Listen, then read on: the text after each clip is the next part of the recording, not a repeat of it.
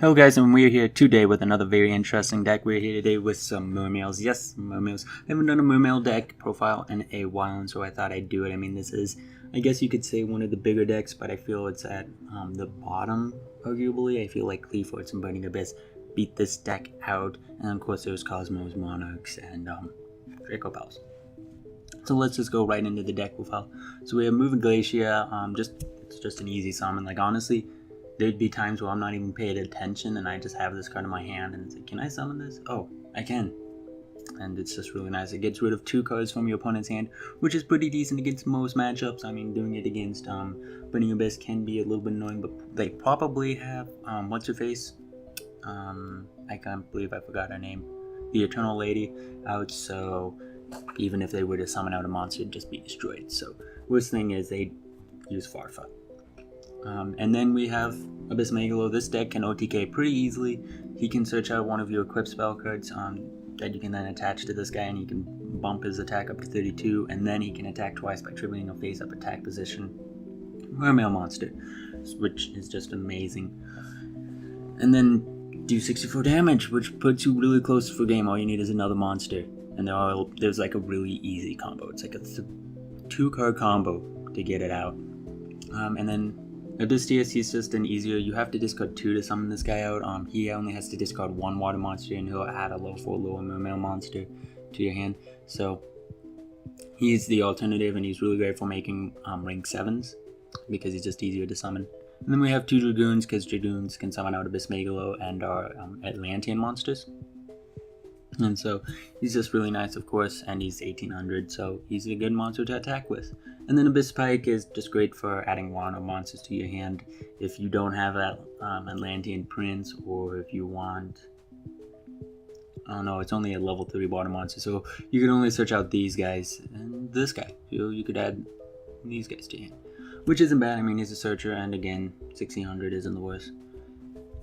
And we really just want the level 4s because we want to be able to make rank 4s such as Abyss Dweller.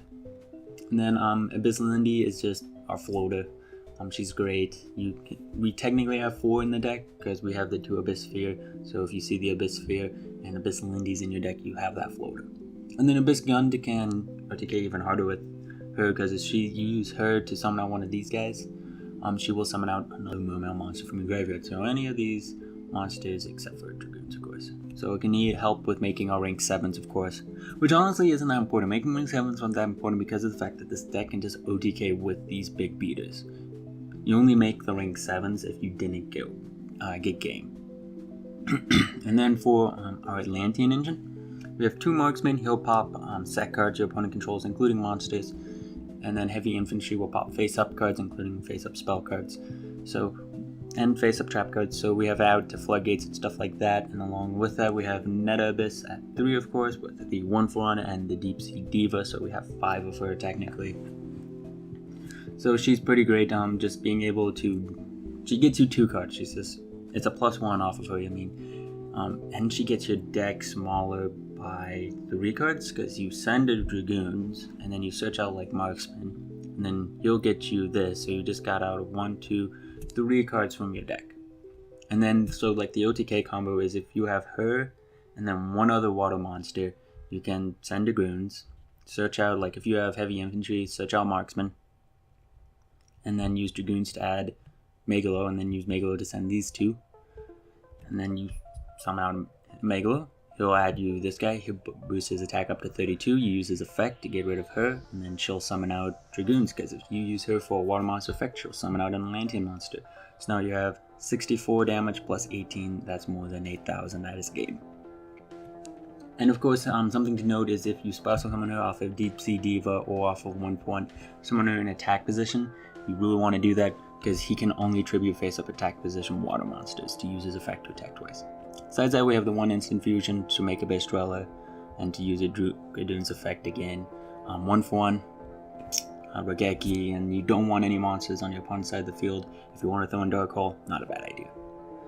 And then we run for equipped spell cards, 1 Mizuki and then 1 Satius. I just feel like I like the variety. If I'm facing a back row heavy deck, I can at least search this out. And hey, it can negate strike. And then we have Abyss Sphere, we'll just summon out a Mermail monster from your deck. So That's honestly pretty good. Just being able to search out, and of course we'll be destroyed in the end phase, so if you search out Mindy, she'll just summon out a Mermail.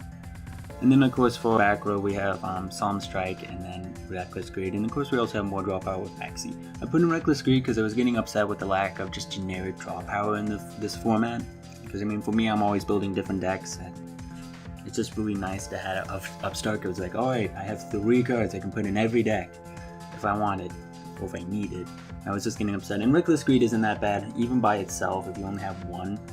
Because, I mean, if you have the 2-card combo, and you just draw 2 extra cards, it just doesn't hurt whatsoever. And this deck doesn't need Twin Twister, so I didn't put it in here. Because, I mean, you do have these guys to pop back row.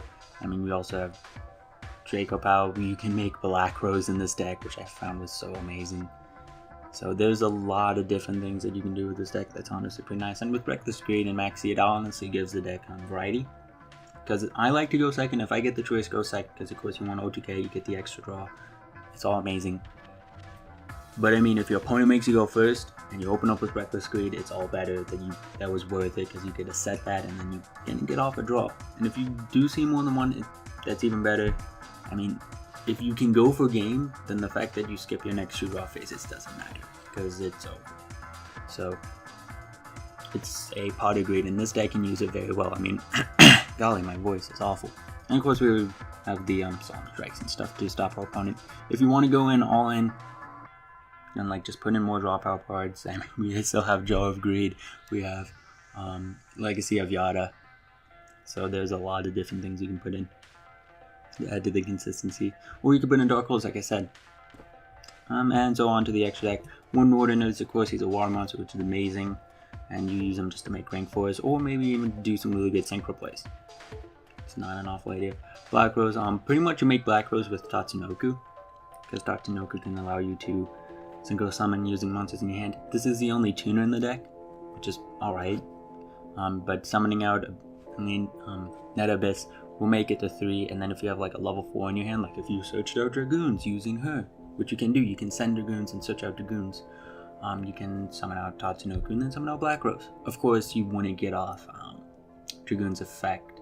You'd only get it off once. But I mean, if you had something like this guy, Abyss Pike, it's not bad. If you wanted to, it wouldn't be a bad idea. You could take out Goyo Guardian. I mean, we're running 2 big eyes in this deck, and put in Leo. And that would not be a bad, because I mean, he can't be targeted. He's 31, so he runs over Cosmos. Dark Destroyer isn't a problem, or shouldn't be a problem really, because you should be able to force your opponent to summon Dark Destroyer before your main phase 2. And Leo just poops on Burning Abyss. He does. He's just so bad. But I mean, I just really like Black Rose in this deck. Like, Black Rose is definitely very useful. And then for rank 7s, again, if you dealt a huge amount of damage and you can make a rank 7, this is a great guy to make. Just 500 every time your opponent activates a card or effect. And then this guy's also great if you're afraid of like Ignisters, or if you're afraid of just monster effects. You can just negate everything. And then Draco Sack can just pop stuff. So if your opponent has a monster that you really can't get rid of, then he might be your best out to it. And of course he summons level 3 tokens, which might result in synchro combos. And then 2 Big Eye, because I felt like he's just one of the better rank 7s out there. So if you can make 2, it's not that idea. But again, if you want to take 1 out, or take out Goyo for the Leo, not a awful idea. Bahamut Shark will just summon out her. And she's not the greatest thing. All she can do is add a Mermail monster in your graveyard and special summon it if she leaves the field. But I mean, the important thing is, when it comes to the rank 4s, such as Bahamut Shark 101 and Abyss Drill, your point is to Norden into Atlantean Dragoons, and Atlantean Dragoons will get his effect if you detach them from a water monster XYZ, because all you need to do is send to the graveyard to activate a water monster's effect. So he will trigger these guys, and then you can get a search off. So I mean, if you have the Atlantean Prince, and then you make this guy, and then you facing like Burning Abyss, and you make this, you get an extra search for nothing. Or if you make 101, you can take an opponent's monster and get an extra search for nothing. Of course, if you make Castel, then nope, you won't get the search, but he's definitely very useful in just getting rid of stuff. And so that is it for this deck profile. It's honestly a pretty strong deck. It can go up against a lot of the different decks this format.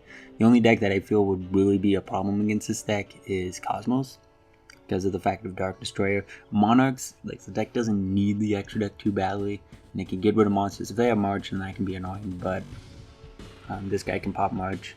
And having Twin Twister in the side deck isn't a bad idea, because this deck is very versatile. It can go up against Burning Abyss, it can go up against... Clearform might have trouble, because they just they have a lot of heavy back row. Will Decree wouldn't be bad in this side deck. Or actually it would be, because he'll run Reckless. You'll just have to make that choice, won't you?